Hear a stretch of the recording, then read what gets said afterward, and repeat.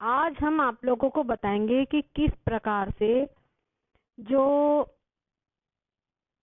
कोई भी व्यक्ति अगर उसके अंदर में किसी प्रकार से कोई कुसंग उसको मिल गया है, कोई विपरीत लोगों का उसको संग मिल गया है, और यहाँ पर जो वेदांत में हमारा विषय है वो है कि अगर किसी को भेदवादियों के संस्कार मिल गए हैं तो फिर उसको अपने लक्ष्य की प्राप्ति नहीं हो सकती।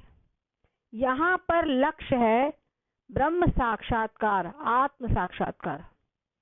तो अगर किसी को यहाँ पर बताया गया वेदांत में कि जीव ब्रह्म एक है, जो जीव है वो ईश्वर का ही स्वरूप है, ईश्वर ही है। लेकिन अगर किसी को भेदवादियों के संस्कार मिल चुके हैं और तो उस व्यक्ति को सब ये साक्षात्कार कभी भी नहीं हो सकता, आत्म साक्षात्कार उसको नहीं हो पाएगा, उसमें बहुत बड़ा प्रतिबंधक लग जाएगा। इस विषय में उदाहरण के लिए, इस बात को समझाने के लिए कहानी आप लोगों को बता रहे हैं कि किस प्रकार से भेदवादियों के संस्कार विघ्न रूप होते हैं। एक बार की बात है, एक राजा था। उस राजा का एक मंत्री था जो बड़ा ही सुयोग्य था और उसके हाथों में सारे अधिकार थे, पूरा राज का समझो उसी के अधीन रहता था, क्योंकि वो इतना बुद्धिमान था, वीर था, हर प्रकार से ईमानदार था, वफादार था। तो राजा स्वाभाविक रूप से उसको योग्यता के कारण अत्यधिक प्रेम भी करते थे। परिणाम स्वरूप प्राय ऐसा होता है कि जो ऐसा व्यक्ति होता है तो उसके ईर्ष्यालु भी बहुत तैयार हो जाते हैं। तो उसके ईर्ष्यालु खूब, जो आसपास के लोग थे सब ईर्ष्यालु, सब उसके लिए तैयार हो गए, सभी उससे बहुत ईर्ष्या करते थे। अब क्या हुआ, उन्होंने, लेकिन राजा का मंत्र भर्चू पर वरदहस्त था, इसलिए वो उसका कुछ बिगाड़ नहीं पाते थे। तो उन लोग ने विचार किया कि क्या किया जाए। तो उन्होंने परस्पर में मिलकर एक षड्यंत्र रचा। एक दिन वो मंत्रीगण, जो दूसरे मंत्रीगण थे, वो सभी लोग राज्य में दौरा करने के लिए गए और इसी बीच उन्होंने पब्लिक में दंगा करा दिया। जब पब्लिक में दंगा हुआ तो जो किसान है वे और जो व्यापारी आदि थे सब परेशान होने लगे और सब परेशान होकर के राजा के पास से शिकायत लेके आए। अब क्या था, राजा ने तुरंत एक्शन लिया, तुरंत ही कोर्ट बुलाई, क्या इसके ऊपर एक्शन लिया और सारे मंत्रियों से कहा कि जा करके तुरंत इसको कंट्रोल करो। तो मंत्री ने कहा, वाह राजा। राजा से कहा कि हमेशा तो महाराज आप भरचू भरचू क्या करते हैं, और आप जब मरने का नौबत आई तो हमको भेजेंगे। भरचू उसी समय पर राज दरबार में उपस्थित थे। उन्होंने विचार किया, समझ गए वो, लेकिन उन्होंने विचार किया, उन्होंने कहा, राजन मुझे आज्ञा दीजिए, मैं जाकर सबको नियंत्रित कर लूंगा। अब भरचू इस योग्य थे ही। इधर इन लोगों का क्या प्लान था कि सब लोग इसी दंगे के बहाने उस भरचू को मिल करके सफा कर देंगे। लेकिन हुआ उल्टा ही, भरचू गए और उन्होंने सबको कंट्रोल कर दिया, सारी स्थिति शांत हो गई। अब क्या हुआ, तो ये लोग ने देखा कि अरे हमारी तो दाल गली नहीं। अब ये लोग ने लेकिन क्या किया, राजा को आकर के सूचना दी कि महाराज भरचू मर गया। अब भरचू मर गया इसकी सूचना राजा को मिली और बहुत ज्यादा विपरीत परिस्थितियां वहां पर तैयार हो गई है, कोई नेतृत्व करने वाला नहीं है। तो भरचू ने विचार किया, राजा ने विचार किया कि इस समय पर हमको अतिशीघ्र कुछ करना चाहिए। तो उन्होंने भरचू के स्थान पर उनमें से एक को प्रधानमंत्री वाला पद दे दिया। अब वो प्रधानमंत्री बन गया। अब इधर क्या हुआ कि जो भरचू थे, भरचू ने, अब ये जो भरचू थे उन्होंने, वो आए वापस जीत करके यहाँ पर। तो उन्होंने देखा कि अरे यहाँ पर तो भरचू के मेरे मरने की खबर है और इस प्रकार सब हो गया है। तो उन्होंने विचार किया कि अगर मैं जाऊंगा भी तो सारे लोग मिल करके मेरे को छोड़ेंगे है नहीं, मार डालने का इनका पूरा स्कीम है। तो वो वहां से वापस चले गए। परंतु सबकी नियत देख करके उनके मन में बड़ी विरक्ति पैदा हुई। एक बात ध्यान रखना, अगर कोई व्यक्ति ईमानदारी पूर्वक कार्य करता है, ईमानदारी पूर्वक निष्ठा पूर्वक अगर कार्य करता है, तो कोई संकट आने पर उसमें वैराग्य उत्पन्न होता है और भर्तृ ने राजा की पूर्ण निष्ठा से अपने राज्य की सेवा की थी, देश के प्रति देश सेवा की थी। तो भर्तृ के अंदर वैराग्य उत्पन्न हो गया। उन्होंने विचार किया कि क्या है, केवल पद और प्रतिष्ठा के लिए, राज्य लोभ के लिए ये सब लोग ने इस प्रकार ऐसा किया। फिर उन्होंने विचार किया कि क्या है, मैंने भी इतने भोग भोगा लेकिन मेरे को वैराग्य नहीं हुआ, पूरा जीवन मेरा ऐसा ही चला गया, बेकार है सब कुछ। बस बहुत कुछ उन्होंने विचार किया, क्या परिवार, क्या स्त्री, क्या पुत्र, क्या धन, क्या संपत्ति, सब कुछ व्यर्थ है। ये पूर्ण रूपेण विचार करते करते वो आखिर में इस निर्णय पर पहुंचे, भोगा न भुक्ता वयमेव भुक्ता, तृष्णा न जीर्णा वयमेव जीर्णा, कि तृष्णा कभी जीर्ण नहीं होती है। और जो भोग होते हैं, हम समझते भोगों को हम भोग रहे हैं, पर ये हमको भोग लेते हैं। इनको भोगने से सारी इंद्रियों का तेज सब चला जाता है और पूर्ण रूपेण आखिर में क्या होता है, बस नाश ही हाथ लगता है। वास्तव में परमात्म चिंतन से ही सच्ची शांति प्राप्त हो सकती है, और वो शांति के लिए एकांत सेवन ही सबसे अच्छा उपाय है।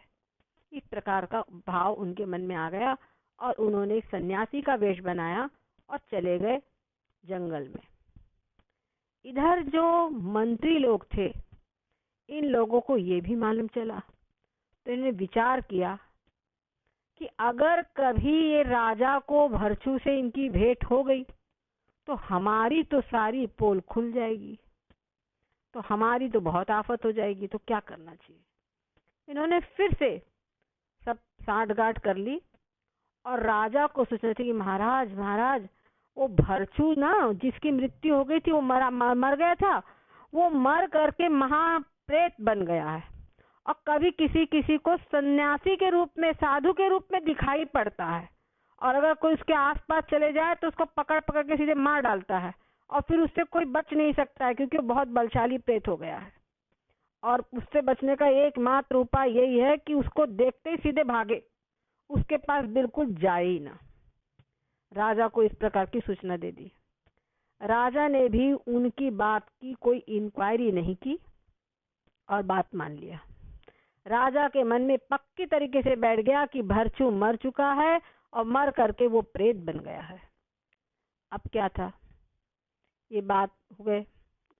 कुछ दिनों के बाद में यहाँ पे ये शिक्षा लेनी चाहिए कि हमको हर बात की बहुत अच्छी इंक्वायरी करनी चाहिए।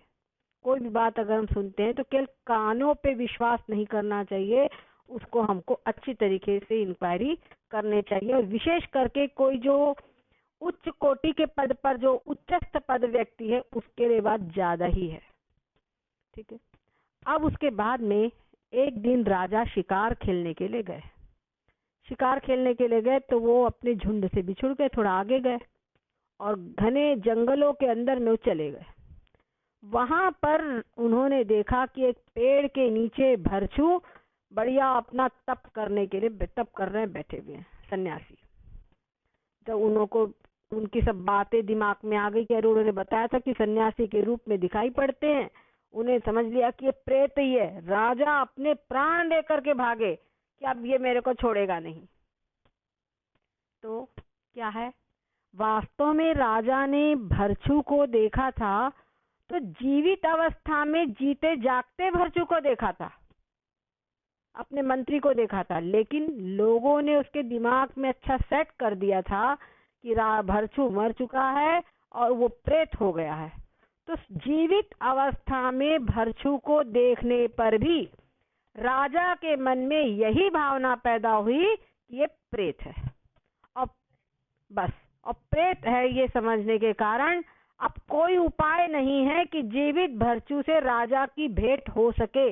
राजा का प्रिय अमात्य था, वो प्रिय मंत्री था, लेकिन राजा की भेंट उस भर्तृ से अब नहीं हो सकती, क्योंकि पीछे जो उन लोगों ने, ये सब जो मंत्रीगण हैं, उन्होंने इनके दिमाग में भर रखा था कि ये प्रेत हो गया है।